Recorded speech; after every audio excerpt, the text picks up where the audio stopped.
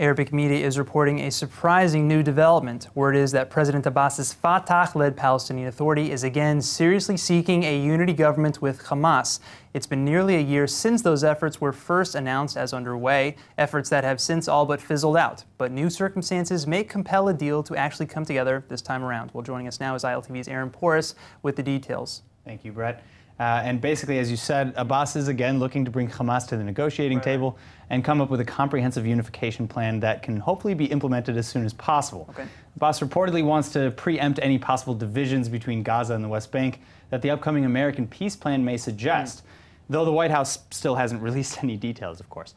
And also, per the original agreement signed last year, once the government is functionally formed, the PA would finally hold elections for both the leadership and the legislature. Okay, so what you're saying is this unity government, as proposed anyway, has maybe more to do with countering Trump's incoming peace plan than anything else. Would that be correct? In terms of timing, I'd say that that has a lot to do with it, Okay. if these reports are true, of course. Got it. Okay. So now I'll just point out, the obvious thing here. Has anything other than that changed since the negotiations went dead at the end of last year? And that aside, I understand that Abbas hasn't even had a face-to-face with any Hamas leaders about this idea, right? Although he has apparently already asked former Palestinian Prime Minister Salam Fayyad to lead such a unity government. Is that correct? True. And though Fayyad would need to be confirmed by both Hamas and Fatah, according to the Palestinian Basic Law, he has been appointed and reappointed various times since 2007 without Hamas's consent.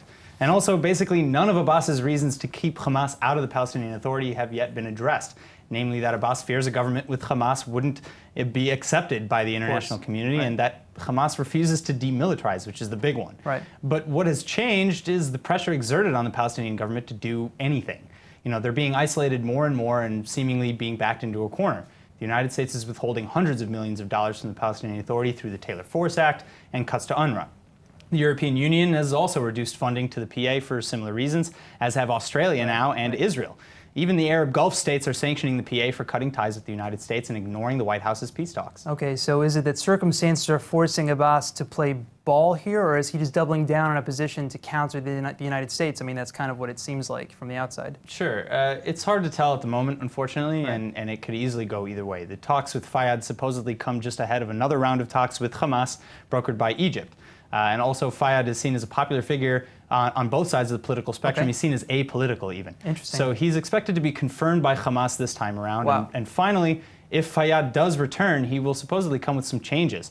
So, according to Palestinian sources who spoke with Ashaq al-Assad, a Palestinian media source, Right. Fayyad insisted that an Arabic media source, he insisted that he not just be a member of government, but a leader with real sway and decision-making authority. He also reportedly demands, among other things, the revival of the Palestinian Legislative Council, which was disbanded in 2007, and that the various Palestinian groups sign a non-aggression pact.